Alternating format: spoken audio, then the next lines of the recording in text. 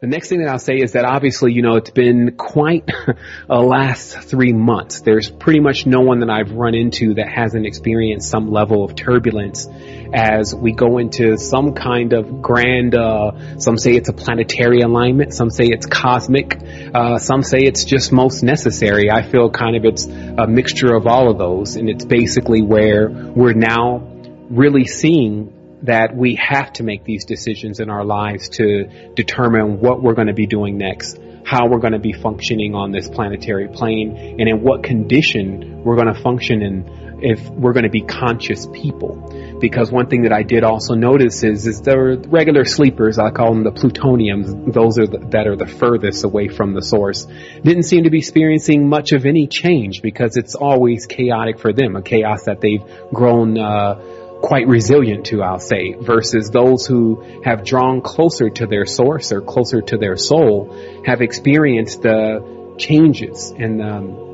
what I'll say is the turbulence even that occurs within their consciousness and also within people around them when that major change is taking place.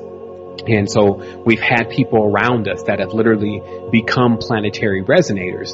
And in that, some have come off balance and some have crashed into our world and others have left or jettisoned themselves into other orbits. And so we've all been experiencing this. So today I'm going to be talking a little bit about what causes that and also how to begin to navigate those kind of fields and also avoid it entirely. And I feel like that this message is very precious. And for those that are listening today, this is something that's especially for you because we have a very synchronistic connection.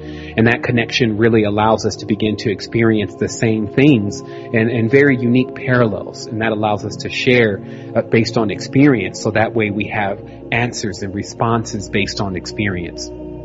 So what I've always used as a personal defense against when something may happen that may just throw my life offline is I tend to come back harder. I've kind of always been the individual that, okay, if you're going to turn up the fire, then we're going to see who's going to burn up first. And that to me is most necessary when you're delivering this kind of message, because there'll be all types of turbulence and things that attempt to allow you to cease and desist. And I think that everyone experiences that in their life in some way, that we have challenges and we're encouraged either to quit, because there is an encouragement to quit, or we can encourage ourselves to actually go stronger. So I've always been the type that just goes stronger in it. So this is a prelude to that. And as I said, I'm getting warmed up here. And what I intend to do, not only today, but henceforth, is once again launch the all famous content war. And for those who are familiar with my message, remember years ago, there was literally an effort that we went on to begin to push out more conscious information on a higher caliber. And at a certain point, we did literally have so much information out on the internet about the real stuff, Kundalini, third eye awakenings, those kind of things. I felt that we had won that content war, and indeed we did. But now I feel like there's a new change in things. This earth is constantly changing and our existence is constantly changing. And so it demands of us to adjust our message, just as messages from 3,000 or 4,000 years ago have to become more innovative to the times that we're living in. So for me, it's time to launch that again. And this is, to me, I use the term war because there's disinformation out there, meaning that there's literal lies that others put out, and some people study things and don't come to the right conclusion, and you know how it works. So there's a lot of information that can kind of cloud the judgment of others who are looking to get information that's spot on and correct about what they may be looking into. So we're going to begin to bring out more of that truth. So it's ideal that we do that through Truth Frequency Radio, so that way we can really start to narrow things as far as the confusion and get rid of the confusion entirely. So I'm going to start today by talking about what has really been going on in the planetary system that has caused this major influx. And what I will say before I talk about that, though, is that change is conflict. And I'll say that once again, change is conflict.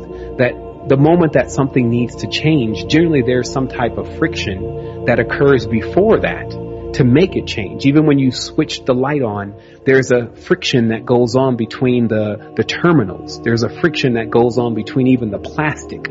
So that friction it causes a change. So anything that you're looking at in life, you can see now if it's causing you a conflict, that there's a change that is necessary. And we're encouraged to face those changes, seeing that we're constantly in a changing environment.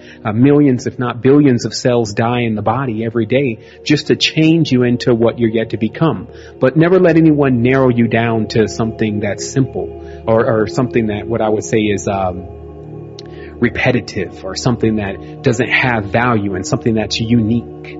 Right? We're all very, very unique. So never let anyone tell you that you don't have something very unique going on with you. There's no one size fits all in this. You have to find exactly how you can align yourself with your higher truth to experience what you need to experience in this reality. And the only thing that we offer is we offer great advice based on experience, and also based on things that we've learned every day and in our lives through spiritual journeys and through physical journeys that have helped us traverse the same terrain that you're traveling yourself. So for me, it's also been, I guess this is now the 6th or 7th year of looking deep into the occult nature of the reality. This comes from symbols. This comes from religious structures. This comes from secret societies. This comes from even science. It comes from fringe. So I've gathered all this information and also this experience to make more of an innovative approach to how we perceive what's going on in this reality, because let's just face it, no one with a presidential authority, let's say, or has a real title has actually come forward and said, hey, this is how we got here. This is the meaning to life. It's always left as a mystery, while most of these stations and these larger factions and groups only focus on just the minute problems of day-to-day life, which seem to be rather repetitive.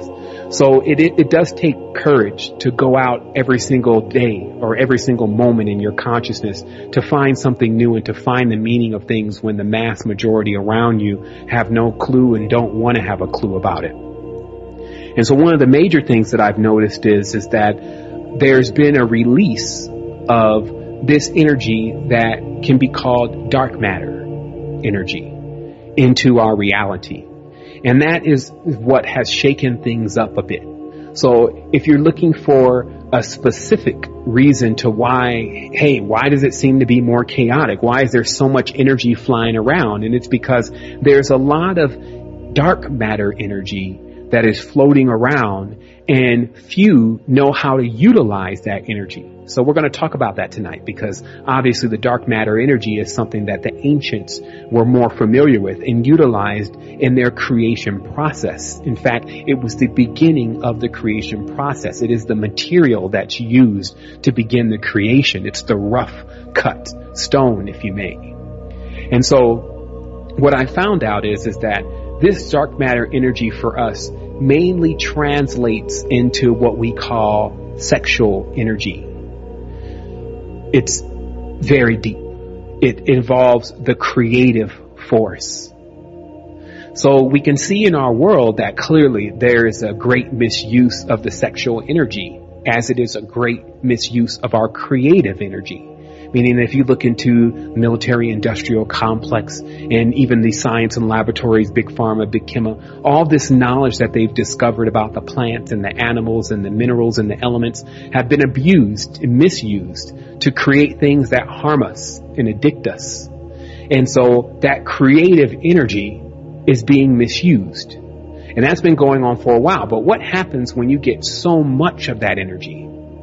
And then it begins to fill up the entire environment, and it can, in a certain sense, become maddening. So we can actually turn to the body, and we can turn to situations that people experience in everyday life. If you don't experience them personally, you will know someone who's experiencing this, to get real answers to how you balance out these energies, and also to confirm what I'm telling you today is actually true. And today, actually, I'm going to explain this through a theory that I've uncovered that I just call the cannabis theory. And I find it rather relative because there's a lot of cannabis use going on in the reality right now. And as you can see, the government is beginning to endorse it. And on all of the major outlets, you see it on CNN. And so we always have known that anytime the governments begin to endorse something, maybe we need to take a closer look at it and to see whether it's in our favor or not in our favor. And today I'm not actually here to tell you what you should and should not be doing. I'm here to just lend a couple suggestions so that you can understand, or as I say, understand things better, so that way you can get through your experience as smooth as possible. So the cannabis theory begins with understanding exactly what the plant is and what it actually causes within the body and within your structure and your consciousness. What allows cannabis to make people more creative? Because there's a numerous amount of people, almost countless, that have invented things like music and logos and even grand theories and lots of those kind of what I would say innovative approaches and inventions into the reality with the use of cannabis. And so when we look under the fibers of it, literally, what we find is that cannabis is actually a female plant. That the plant that people smoke is the female. The male, obviously, is hemp.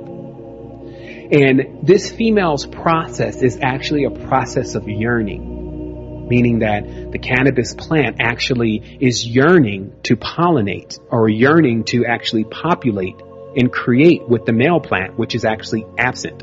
Any person who's ever grown weed knows that the first thing you do is never allow any male plants to be around the female plants.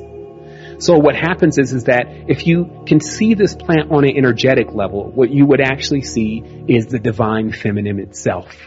And that's why I think it's always been given names that are synonymous with the ocean, synonymous with the female, Mary, and Mar, Ma, and all of those acronyms. And this is very important for us to realize, because that means that for those who choose to utilize cannabis, it means that they're filling their body with the divine feminine. And this is often why cannabis is often used to sort of patch the hole in people's reality of where they're not getting that divine feminine energy. Cannabis can become somewhat of a panacea or cure-all for people's situations and things that they're dealing with in life. If they're experiencing anxiety, they may smoke cannabis. If they're bored, they may smoke cannabis. If they feel uncreative and dull, they may smoke cannabis. And so what happens is the reason why this plant has become so popular in use is because the reality itself and our interactions with the organic feminine forces has been at an all-time low. And the one thing I'll say is that this is not a male and a female thing. I want you to understand that the divine feminine goes much more further than just the human female. As we've talked about, it's even the cat has a female. Even we see plants have a female. We see frogs, there's female. So it's what's behind those eyes, the force that's behind those eyes that we're talking about, that fills up every single body, whether you're quote unquote a male human or a female human. So at any point where we lack that divine feminine force, whether it's the love from our mother or our grandmother, whether it's the love from a significant other, and what we even see in a moment is whether it's the lack of creativity at any aspect, whether that's having a child or having what we would say is a project that you're passionate about. When you lack that, you may seek to fill that hole with something like cannabis. Now this goes into something bigger. I'm just giving, it's called the cannabis theory because it could be applied to anything that incorporates the divine feminine and the divine masculine force.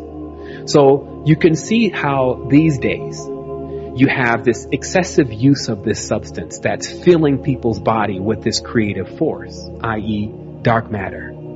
Because the dark matter is the womb. It cultivates, it creates. Okay? And so it's the exact same force that we use to create. So what happens if we get filled with this force, but we're not creative?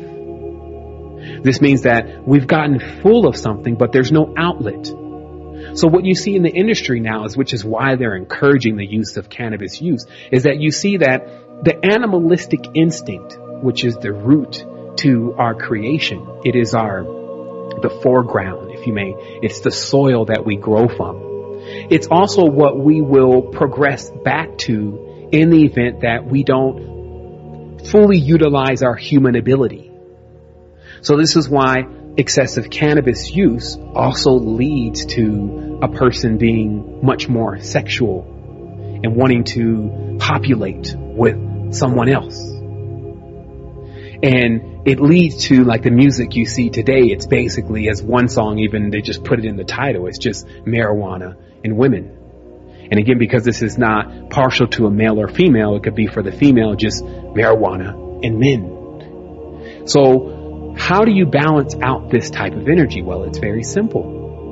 What we'll find is that within every human being, there is the ability that we've been endowed with, which is to be more creative than just people who reproduce. You know, as the first command is reproduce, or be fruitful and multiply.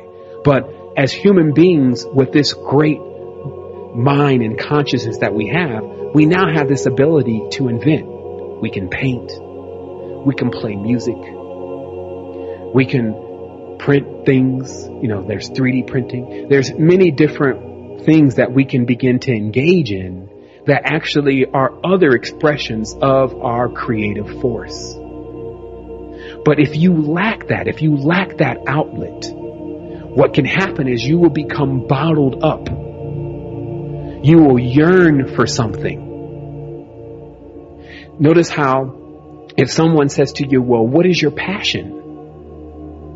That can relate to your significant other. Well, you know, I'm passionately in love with her, or I'm passionately in love with him. Or it could relate to your craft. You could paint. He's a passionate painter. She's a passionate designer. So be on watch for this. And like I said, it's not just cannabis. It's just the cannabis theory. It gives us a good stamp to put on it, so that way we recognize it in other aspects. Because we can find that we will begin to abuse certain things or overuse certain things. We can even do that with each other. You could make a person your cannabis. Every time you feel anxiety, you call them. Every time you're hurt, you call them. Every time you're bored, you call them.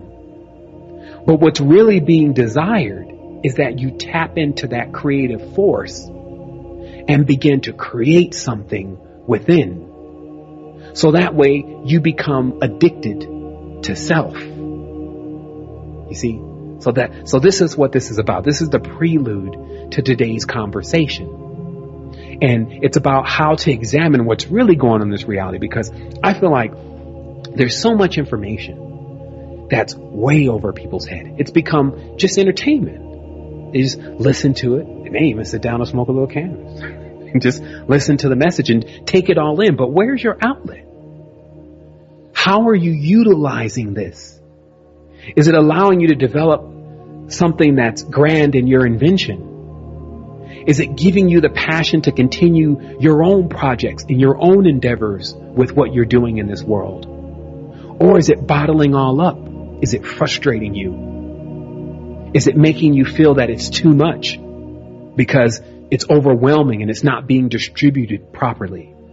You see? So this connects into many things about how we utilize our energy, and also how we begin to step into the role of the ancients, the ancestors, to begin to use this force to do more than just reproduce sexually, and begin to create and invent again, to stop looking to all of these technology and these computers and the next new buggy model or the next new update to something, and become the ones who invent. Because if I look right now and I say, well, I need to find some type of real application for my child to begin to learn about the mechanics of this reality through the geometry in which nature emits, so that way they're not getting indoctrinated through this system and this history that has been fabricated in this English language and all this kind of stuff that's been rolled in. Where can I go on the web to find that? I won't find it. I may find something that's been half-heartedly put together and not finished, but I won't find anything complete. Not to mention, I won't find lots of it. So that way there's no monopoly on one particular faction that's just delivering this information that's saying, hey, this is for your child, like it's a cookie cutter. I won't find all the variations from different cultures and different experiences, so that way it harmonizes more with where I come from and where she or he comes from. Okay? So this is because lots of this creative force is bottled up within everyone. And now today, I'm encouraging you to begin to take this message, to take these energies that you're utilizing, and to question how much of it is bottling up, and then how much of it is actually being put into use.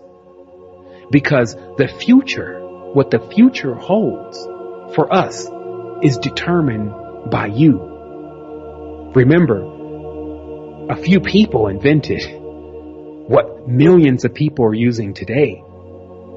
So if more of us begin to utilize the creative force in the proper way, and we can begin to finish much of the projects that are still on the drawing board and haven't been complete. So we're going to take a break here in about a minute. When we come back, we're going to talk about the megastructure. We're going to talk about the reincarnation process. We're going to talk about what actually happens to us if we choose not to be creative this lifetime.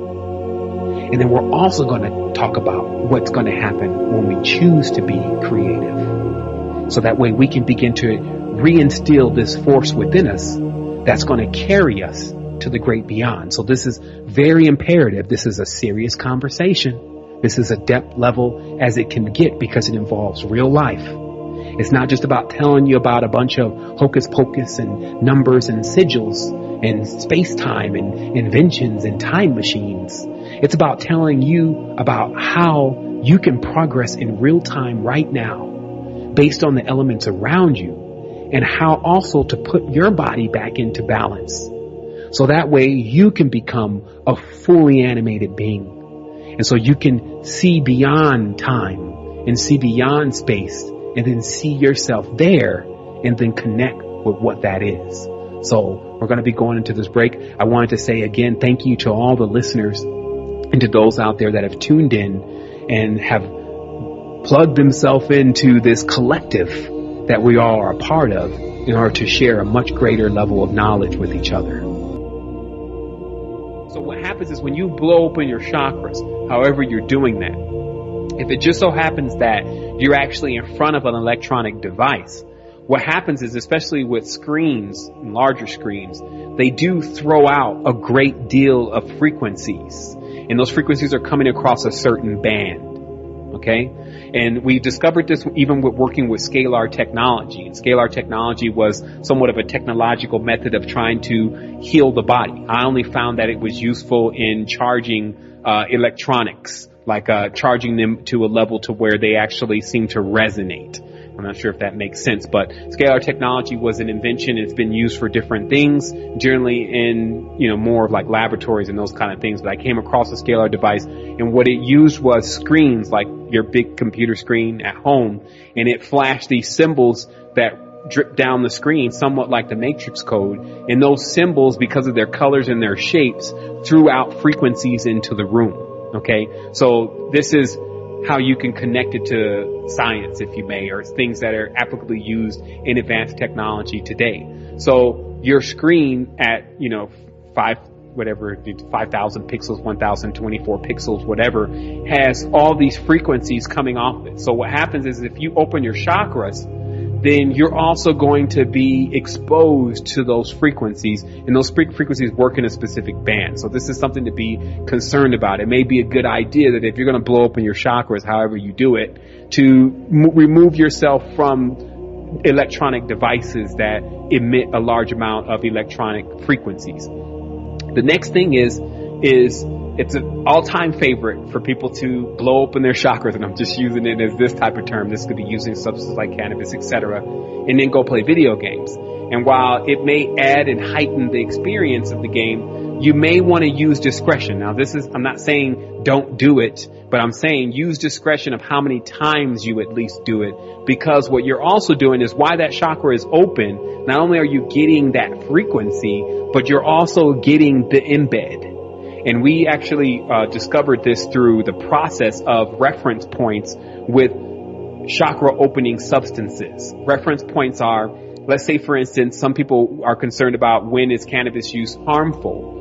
And it actually becomes harmful when you have these crummy reference points. This means that every time you utilize it, you basically lay back on the couch, you do nothing, or, you go and do something that's virtually meaningless. Versus if you utilize it and you go and, let's say you're painting, let's say you go into drawing, et cetera, what happens is that it sets these reference points in your consciousness. And the reason why is that when you utilize chakra altering substances, you create a spike.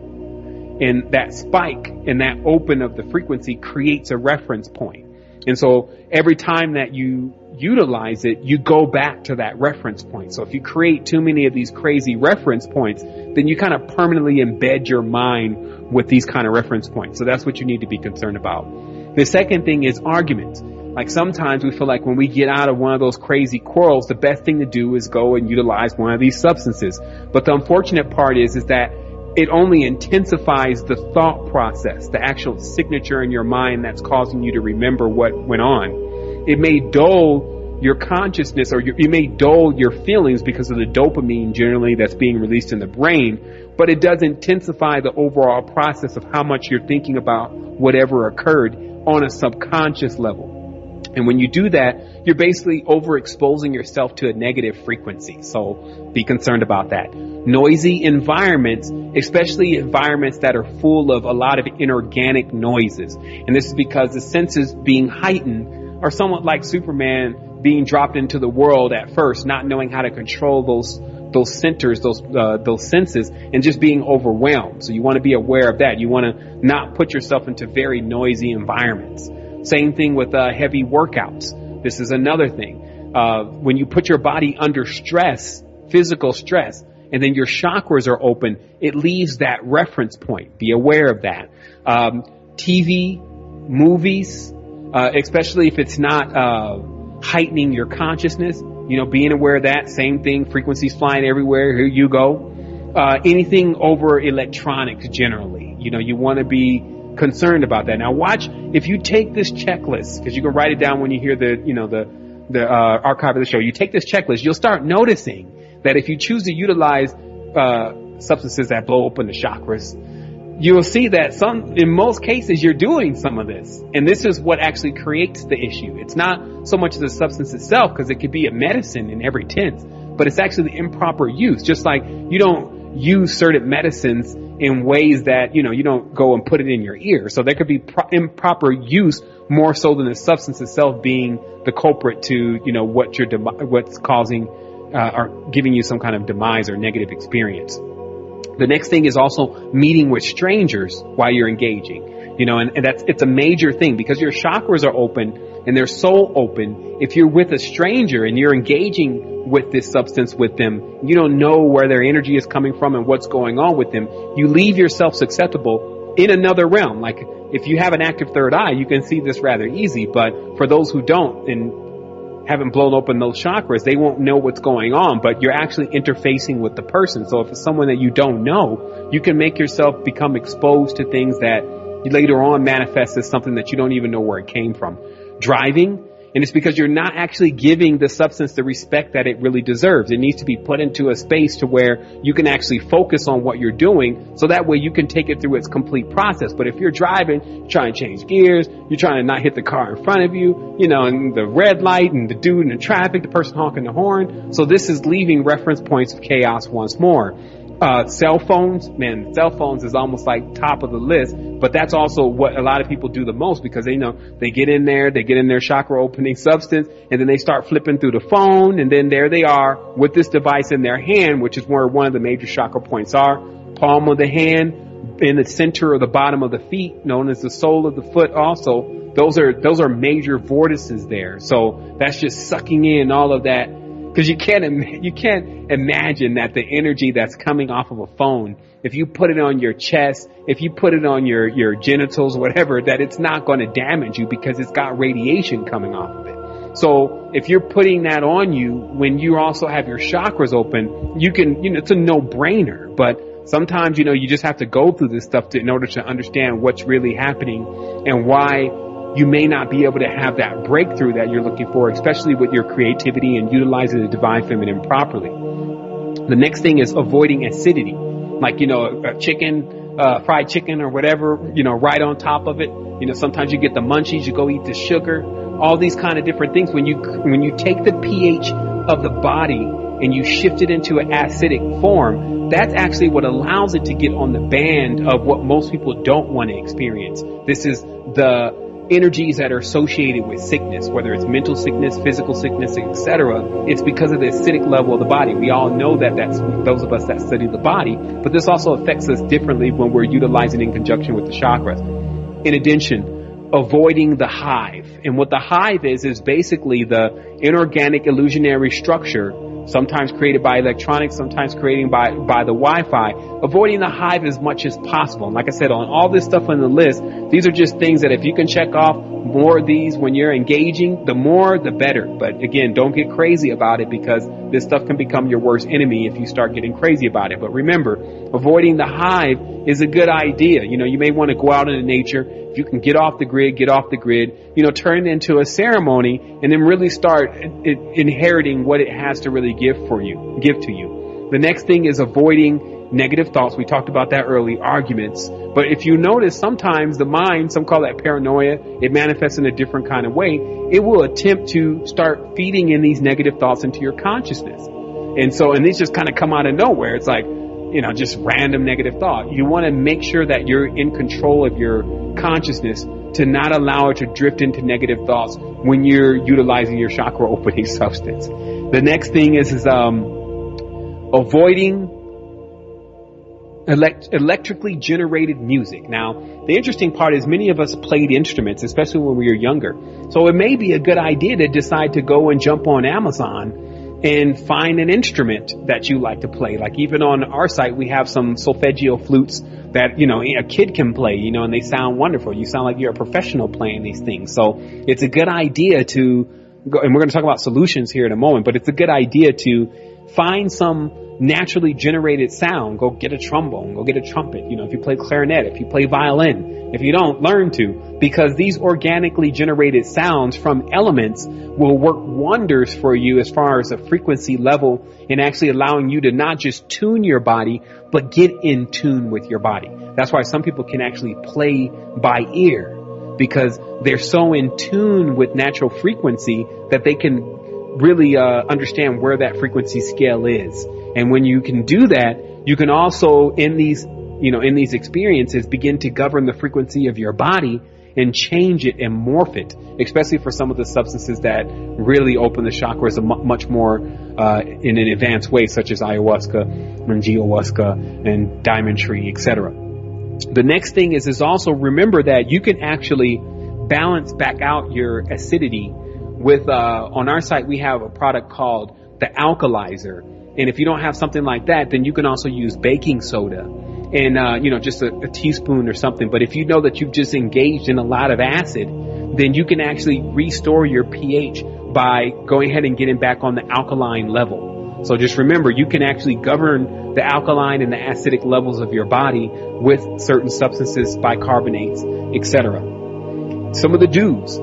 Lovemaking. I mean, everyone likes that. It's naturally organic, and it actually allows you to generate a very strong pranic force, and it kind of keeps you away from the electronics and gets you into something that's different than that. And, there's never anything wrong with something like that unless there's some kind of abuse going on there, and, use your own discretion. Meditation, another great level of setting a reference point for yourself that allows you to return to that reference point every time you choose to engage. And then it becomes somewhat of a habit to where you're always utilizing that reference point. Yoga, it is a little bit intense on the body, but it's a positive level of intense. It's kind of different than working out, like lifting weights and that kind of thing. The yoga often puts you in positions to mature those chakra centers. So nature obviously is a great idea because you're able to inherit the grounding of the earth, and also begin to notice the connection between you and the earth, the geometry, etc. Family. I mean, family is that those aren't strangers. Those are people that you can spend time with, that you can get love with. Obviously, you don't want to start getting into some kind of conflicts or quarrels, but find those right times and spaces to engage with your family. And it's not a bad idea to be more heightened in those scenarios so that you can connect more with them. Inventing. This is one of my favorite ones. It's like grabbing a pen and paper, go manual. That's what I call it. Go manual. And, you know, after you've engaged, and start sketching and start drawing and start writing about your experience. That's one of the number one ways to increase your overall productivity and use of the divine feminine. Again, I mentioned writing, drawing, for those who know how to draw and go beyond fancy stickmen, and also person-to-person talking when it's time to connect with that special person in your life, or even with your mother, your child. It's not a bad idea if this is a person that's familiar with, that you're familiar with, to, if you're utilizing that, to go and have that conversation with them that will allow you to connect with them more. So that's what I have for you. I mean, today I've done the best to keep the conversation balanced, but also to keep it real, because, you know, I'm not here to just tell you what you want to hear. And I'm also not here to just tap dance and entertain you with wild stories of, you know, the other planes, but to give you a good perspective of what's happening in the reality and how that's affecting you. And then also how you can, in solutions, because this is not just about, you know, smacking the hand and telling you what you should not do. This is like, hey, if you're going to choose to engage in this, still realize, you know, there's a reason why we don't let 3-year-olds jump on this, 4-year-olds jump on this. You know, you don't put a 4-year-old on the ayahuasca, etc. And it's because you have to have the maturity. It's the neophyte, the initiate, and the adept. And you need to be that on your own. You don't need a secret society to tell you about that. You don't need some guru to tell you about that. You have to do that on your own, because at the end of the day, you're the one that flips the switch. I can say whatever I want to say in here, and I can be as eloquent as I want, as I can, but at the end of the day, or at the end of the conversation, it's you that decides how exactly you're going to address all of this.